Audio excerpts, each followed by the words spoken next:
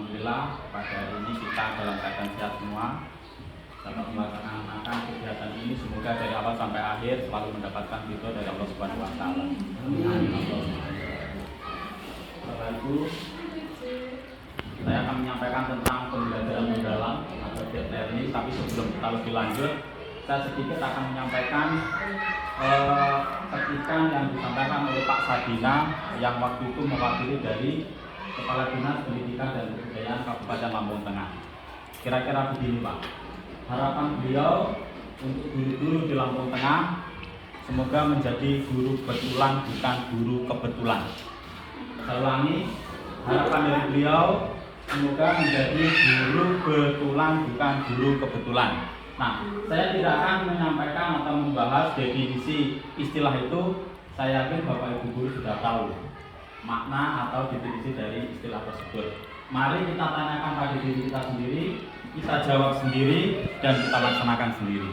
Apa yo artinya dari awalan ke? Saya akan menarik kesimpulan seperti ini Bapak Ibu. Kalau guru kebetulan aja lah, itulah nggak usah. Kalau guru betulan ini berarti mindsetnya itu berkembang. Kita selalu siap menerima perubahan. Nah, ini cerita pengalaman saya selama saya menjadi guru. Kalau tidak salah sudah 4 kali pergantian kurikulum dari KPK tahun 2004, 2005, kemudian KTSP tahun 2026 dan kurikulum 13 di tahun 2013. Kemudian kurikulum merdeka dan sekarang ini disempurnakan kembali menjadi pembelajaran mendalam. Nah, kita lanjutkan.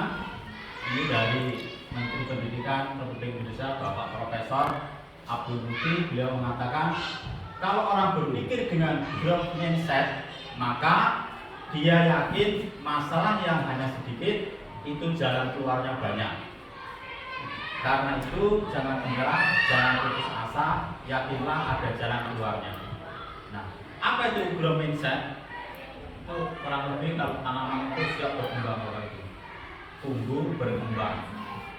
Nah, kalau kita tarik benang merahnya berarti kita siap sebagai guru siap menerima perubahan. Kurang lebihnya seperti ini. Kemudian kita lanjutkan. Nah, ini jenis-jenis pola pikir. Yang pertama itu warna hijau digambarkan dengan daun yang sudah mekar. Itulah growth mindset yang siap menerima perubahan. Dan kita sebagai guru tentu kita wajib untuk menerima perubahan. Karena apa? Tujuan kita menciptakan siswa kita menjadi generasi penerus yang lebih baik sesuai dengan visi pemerintah tahun 2045 menjadi Indonesia Emas. Kemudian yang keduanya adalah mindset. Ini gambarnya gembok berwarna merah. Nah, ini mungkin di sinilah yang dimaksud dengan guru yang kebetulan. Ya, jadi guru terpaksa ya, senang. Dan mudah-mudahan di sini nggak ada yang terpaksa Bapak Ibu ya. Nah, kemudian kita yang berwarna hijau ini siap berkembang. Nah, kalau yang berwarna merah ini jelas susah untuk menerima perubahan. Jadi zaman dulu terus yang jadi acuan. Sementara kita sekarang perubahan zaman ini semakin berkembang, kita semakin bersaing. Tuh. Lanjut. Nah, ini pola pikir adalah segalanya. Yang pertama pola pikir. Pola pikir ini boleh dikatakan kita membentuk konsep. Setelah konsep, kemudian tindakan. Tindakan ini berarti proses. Seperti kita mengajar, sebelum kita mengajar tentu kita banyak sekali persiapan. RPP-nya, dari RPP tertuang dari awal sampai akhir, materinya apa, langkahnya apa yang kita lakukan, metode pembelajaran sehingga tujuan pembelajaran kita itu dapat berhasil. Ya, kemudian alat peraganya apa dan lain sebagainya. Nah, ini persiapan atau pola pikir. Kemudian tindakan ini actionnya. Setelah action baru yang terakhir hasil. Nah, Nah, di sini dijelaskan pola pikir akan mendikte tindakan yang dilakukan serta akan menentukan hasil yang diperoleh. Jadi dari ketiganya ini satu kesatuan yang tidak terpisahkan Bapak Ibu. Pola pikir atau konsep dan tindakan baru hasil.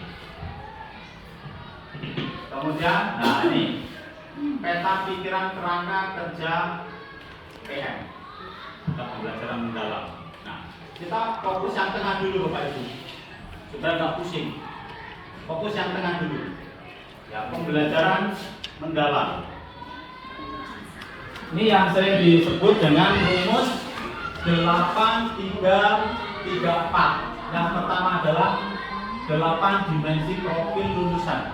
Yang tadi sudah kita bahas tentang isi sekolah kita.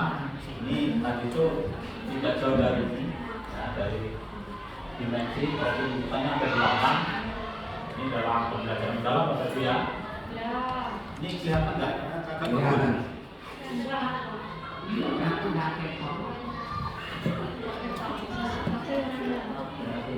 Yang pertama dimensi lulusannya ada 8 Bapak Ibu. Yang pertama keyakinan dan ketakwaan. Nah, yang pertama. Yang kedua kewargaan. Kemudian yang ketiga penalaran kritis. Kemudian yang keempat apa ini? Kreativitas. Kemudian kolaborasi. Independen, kemudian kesehatan dan komunikasi. Ini dimensi lulusannya. Jadi kalau kita nanti membuat RPP, ini tertulis ini nanti 8 dimensi ini. Kira-kira dalam RPP itu kita merujuk ke dimensi yang mana?